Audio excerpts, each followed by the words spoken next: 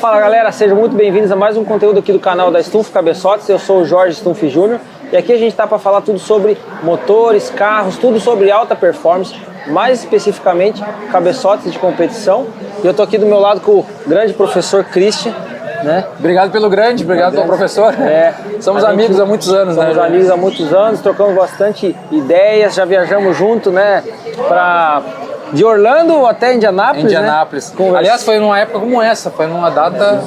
agora está acontecendo, nesse fim de semana está acontecendo a PRI, foi exatamente nessa data aí que a gente fez essa viagem. Passamos frio pra caramba. Bastante frio, menos 15, uma coisa assim, foi frio pra caramba. Congelava a água, eu nunca vi aquilo. Mas enfim, no vídeo de hoje a gente está aqui no Festival Velopark e a gente vai trocar uma ideia sobre combustível, sobre queima, e vai ser um bate-papo bacana meio do Christian aqui, para você que acompanha o nosso canal poder extrair mais esse conhecimento. Esse cara conhece muito e é uma grande honra para mim poder estar compartilhando conhecimento com ele e trazendo aqui para o nosso canal da Stumpf Cabeçotes. Se tiver algum barulho de two-step, carro passando na pista... É porque nós estamos no clima, né? É que nós estamos no clima, então não dá bola para isso. Daqui a pouco a gente para de falar um pouquinho por causa do barulho. A gente vai aproveitar aqui o festival, a gente poder se encontrar aqui pessoalmente e trocar essa ideia e mostrar para vocês. Não deixe de se inscrever no canal da Stumpf Cabeçotes para a gente continuar evoluindo, continuar crescendo. Estamos chegando perto dos 10 mil inscritos, o que para nós é com muito orgulho. A gente está se esforçando para aprender cada vez mais.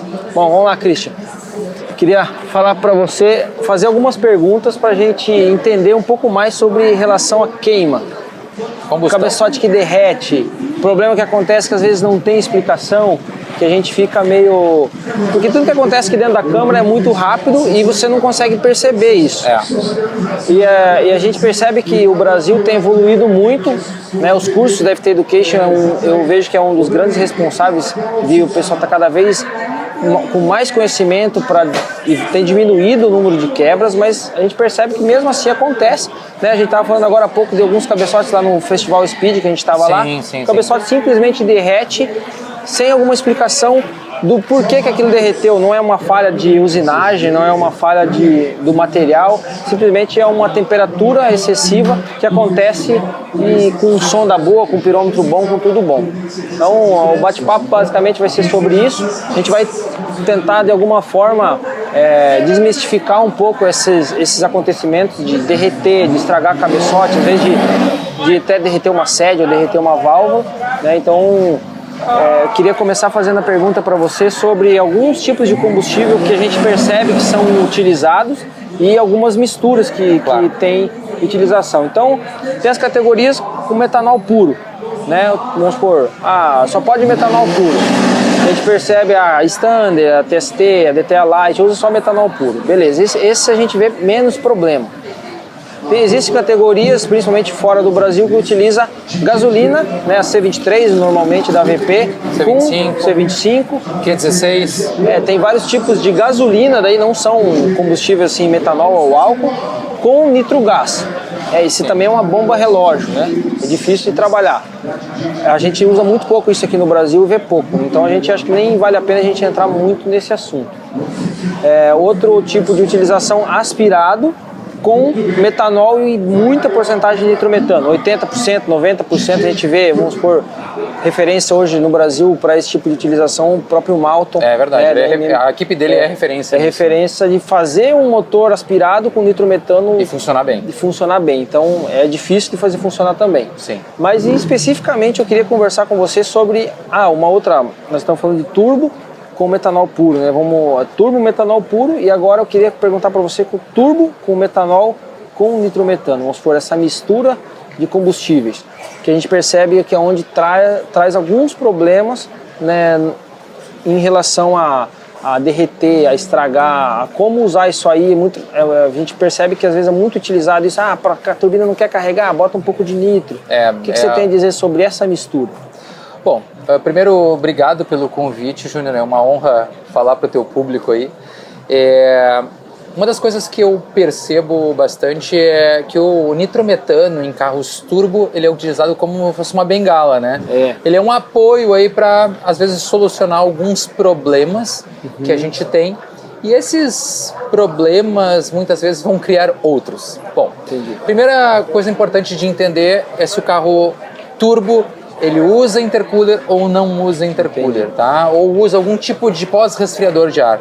A temperatura de ar é de extrema importância para que a gente consiga controlar uma combustão saudável. Entendi. Então, assim, surgiu aí, vindo até de fora, uma tendência de a gente usar carros metanol turbo sem intercooler, ou sem ice cooler, sem algum tipo de pós-resfriador, principalmente o ice cooler, né, que resfria bastante. E aí o que aconteceu? Esses motores começam, se o ar já entra a 120, 130, 150 graus, a temperatura do ar sobe, consequentemente, se a temperatura do ar sobe, automaticamente a temperatura dentro da câmara de combustão sobe. Sobe também. E aí começa a ficar complicado porque o combustível metanol ele já é um combustível que oferece uma instabilidade em relação à temperatura de superfície. Ou seja, se eu tenho uma válvula de escape, a topo do pistão ou a câmara de combustão ela está muito quente e o combustível não tiver sido bem formada a mistura, e a gente vai falar depois um pouquinho sobre formação de mistura, esse combustível tocar de forma líquida em uma superfície quente, ele literalmente pode explodir. Entendi. Ele não misturou, ele está bobo ali na câmara e ele encostou numa superfície que está extremamente quente. Ele muda de estado muito rápido,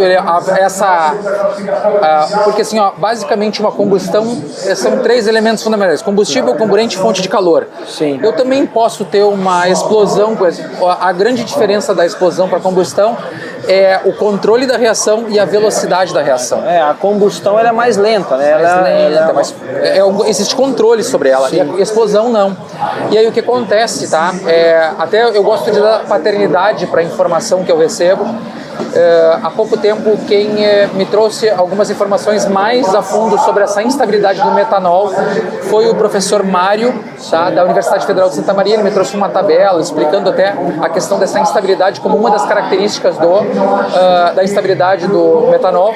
E quando a gente utiliza a mistura de metanol com nitrometano, 5, 10, 15%, essa instabilidade ela agrava exponencialmente. Entendi. E aí eu não consigo mais controlar. E por que derrete? Imagina o seguinte, tá? Aqui a gente tem um exemplo ótimo, que tem um cabeçote. Sim. Normalmente esse tipo de motor eu utilizo um sistema de vedação ou com junta de cobre, ou ele utiliza O-ring, né? Que também é um anel, né? Que vai gerar essa vedação, que é muito mais robusto do que uma junta metálica ou de uma junta de papel, é lógico. Sim.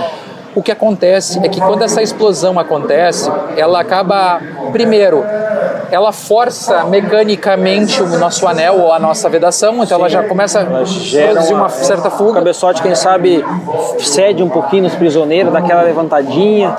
E o que acontece, nossa câmara de combustão está vedada, ocorre um pico de pressão. Esse pico de pressão, ele acontece mais sobre um lado, e aí mecanicamente eu posso forçar, quebrar um O-ring. Se eu tenho, por exemplo, aqui, esse cabeçote ele é fechado, mas se eu tivesse uma câmera d'água ou até mesmo entre cilindros, ele vai forçar, porque eu tenho pouca área de contato para suportar esse esforço. Ele aquece mais rápido ainda, né? Também. E aí o que acontece é o seguinte, né? Quando a gente tem essa explosão, ela também acontece um outro fenômeno, que eu também vou dar paternidade para essa informação, eu aprendi com o Thiago, da Tecnomec. Foi bem interessante, ele me mandou também um artigo falando sobre isso, que quando acontece essa explosão, ele remove uma camada de proteção de gás inerte. Cada combustão, ela gera uma camada de gás inerte que vai proteger a câmara de combustão. E quando isso é removido, ela funciona como se fosse um refratário. Sim. E aí eu vou expor o metal do cabeçote ao fogo, ao calor. Nós estamos falando de temperaturas que pode chegar a pico de 2.000 graus. Né? Sim. Só para explicar para a galera, às vezes, que não tem um conhecimento tão profundo, esse gás inerte seria o quê? Uma camada que está aqui, que ele não reage a nada. Ele está ali, é como se fosse uma solda MIG ou uma solda TIG, que tem aquele gás inerte que fica ali para o oxigênio não entrar naquela... Quando entrou o oxigênio, ele funciona como se fosse um refratário, né? Como se fosse um tijolo lá que isola a temperatura, né? Exatamente. Ele recebe o calor e não deixa esse calor ficar exposto ao metal. Quando a gente remove esse gás... E esse aumento de pressão muito rápida remove essa camada inerte. E aí expõe o metal. Então, ficando exposto, com certeza o alumínio é um material que resiste a pouca temperatura, se for ver o alumínio, 700 graus, 800. Exatamente, o ponto de fusão dele é baixo, né? Exatamente, ele é leve, né? E aí a gente vai pegar assim 3 pontos, né? Temperatura alta do ar vai aumentar a temperatura da câmara de combustão. Aí eu tenho um aumento de instabilidade, né, pela adição de nitrometano. E aí, para agravar esse processo ainda, eu removo o que eu tenho de proteção. E aí que ele derrete, a gente milagrosamente derreteu. Não é que milagrosamente, foi um processo, né, que é desencadeado pelo excesso de temperatura do ar admitido, aumentou a temperatura da câmara de combustão, ocorreu uma má formação de mistura e o combustível entrou de uma forma líquida. Isso é fácil, tá, entrar de estado líquido, porque um motor em condições de massa e potência é 4 partes de ar para 1 de combustível com metanol. Com o nitrometano, às vezes, é um pouco mais rico do que isso. Sim. É muito combustível. O combustível ele é mais pesado, ele vai procurar a base do duto e vai liquefazer e vai entrar nessa Isso que a gente percebeu que o Dimpo ajuda um pouco nisso. Eu acho que esse é o grande benefício. Inclusive, esse cabeçote depois a gente pode mostrar, Bruno. Ele tem aquele bola de golfe que o pessoal conhece, daquele Dimpo, que ajuda a misturar, a gente percebeu na banca de fluxo, justamente para ajudar nisso. Né? Se fosse tratar esse problema, o que seriam os pontos? Né? Primeiro, maior pressão de combustível para a formação de mistura, ou seja, o injetor trabalhar com pressão. Diminui o pulso e aumenta a pressão. Na verdade, aumenta a pressão para que ele diminua o tamanho de gota. Né? Entendi. Melhorar a turbulência pré-válvula, que é o Dimpo. Tá? Exatamente. Aumentar a turbulência pré-válvula também é o swill, que tu já mede na tua banca lá e tu já faz esse trabalho. Aumentar a turbulência pós-válvula, o squish. E aí, para que a gente consiga controlar também, seria interessante que a temperatura de ar admitido não chegasse a valores astronômicos. Então, porque quando tu... Isso é muito rápido, né, Cristian? Você não consegue perceber num logger, né, olhando, acontece tão rápido. É muito rápido. Na verdade, assim... O escape tá lá meio longe, ele não pegou o que aconteceu aqui dentro. Né? Se a gente tivesse um sensor de pressão de cilindro, que esse talvez seja a gente está falando esse fim de semana que foi o lançamento da FT700, a gente vai ter essa possibilidade, a gente poderia ver um pico de pressão que aconteceu aleatoriamente. Entendi. E só uma pergunta agora, fora um pouco disso, pessoal. Esse medidor de pressão vai ter que ser feito um furo no cabeçote para adaptar ele? Existem 2 formas, tá? Existem velas de ignição que a própria AVL vende uma vela com o sensor embutido, mas o custo é elevado. Mas o pessoal costuma fazer o seguinte, eles furam, colocam uma camisa protetora e botam o sensor por dentro. Entendi. Ele é um sensor também da VL, e aí a gente pode medir a pressão de cilindro. Mas de qualquer forma vai ter que ter alguma coisa aqui dentro. A parte mais difícil é a parte de aquisição de dados, que tem que ter no mínimo 300 kHz, a gente vai ter na 700, 400 kHz.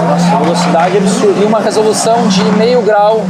Então isso possibilita a gente construir um gráfico de pressão, mas a gente necessita de um sensor, e esse sensor ainda, atualmente, ele é caro, né? Entendi. Não, só pra gente sair um pouco de como funciona essa parte da medição de pressão. Claro. Uma pergunta agora, Cristian.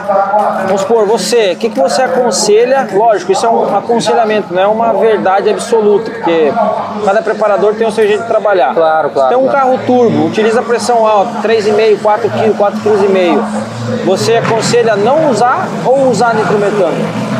Bom, para quem me conhece há mais tempo, eu nunca fui muito adepto ao nitrometano, eu não gosto. Como eu falei, com todo respeito a quem usa, tá? Mas eu acho que ele é uma maneira errônea da gente buscar o torque necessário para deixar o nosso motor mais eficaz. Tem tanta possibilidade, né? Hoje, com enquadramento de comando melhor, mudar o diagrama do comando, alterar o overlap de comando. Eu estava falando hoje com o Márcio da 333, você conhece o Márcio? Sim. Excelente preparador, e ele sempre desenvolve muito em cima disso. Ele sempre usou nitrometano um pouquinho, né? E ele estava preocupado, eu não vou usar mais nitrometano, não vou usar mais, não sei como é que os carros vão andar, tô com medo.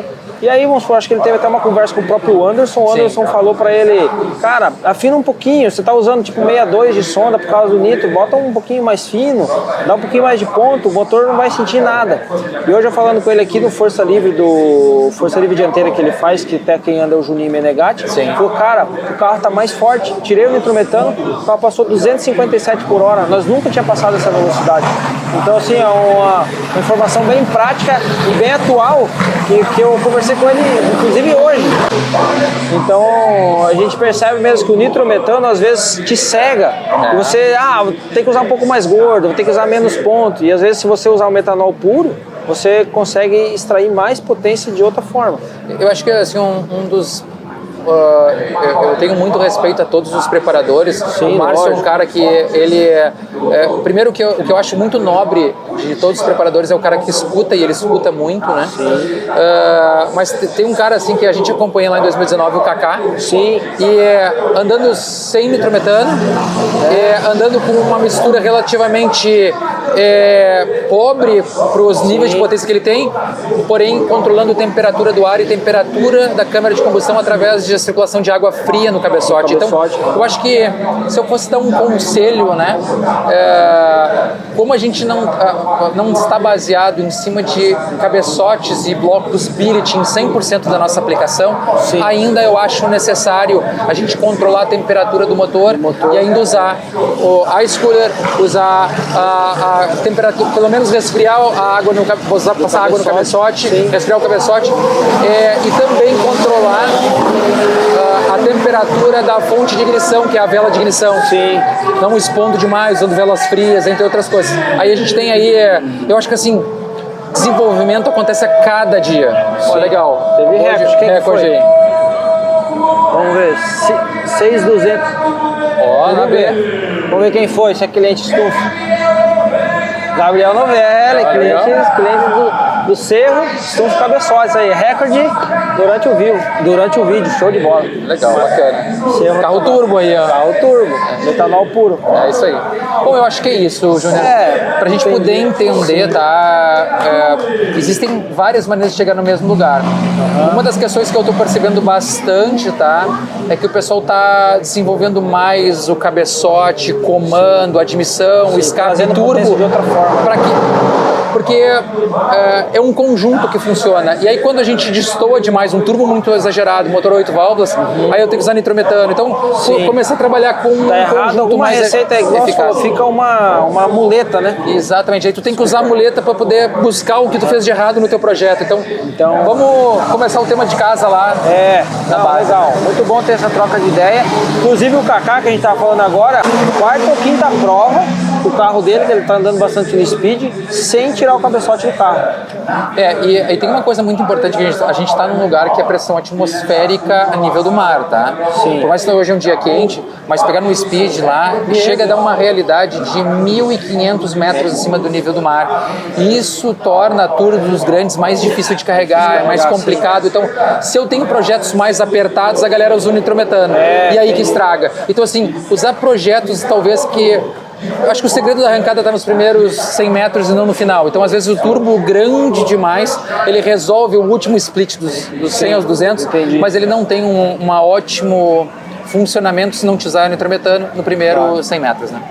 Não, legal. Então, para a gente só resumir um pouco do que a gente conversou, nitrometano com turbo é arriscado, não tem gente que usa e vai continuar usando, mas tem que ter um cuidado extra com isso. E, cara, só quero te agradecer por esse bate-papo. Não, que isso. Estamos sempre à disposição. Se tiver mais dúvida, a gente está aí para conversar. Não, acho que seria legal a gente fazer mais vídeos sobre esse e sobre isso. A gente tem uns projetos legais aí que tá em andamento, né? Que a gente... Coloca aí, ó, nos comentários o que vocês querem aprender com a FT Education e com a Estufa Cabeçotes aí. Somos grandes parceiros, duas empresas, né, que se complementam. É verdade. Para nós realmente é muito, muito gratificante poder ter essa proximidade, essa troca de ideia. Então quero te agradecer, Christian. Obrigado pela oportunidade. Agradecer mesmo. Se você gostou do vídeo aí, deixe seu like, não deixe de deixar seu like se você gostou, não deixe de se inscrever no canal da Estufa Cabeçotes, a gente fica por aqui com mais um conteúdo, né? Então, um abração a todos. Valeu.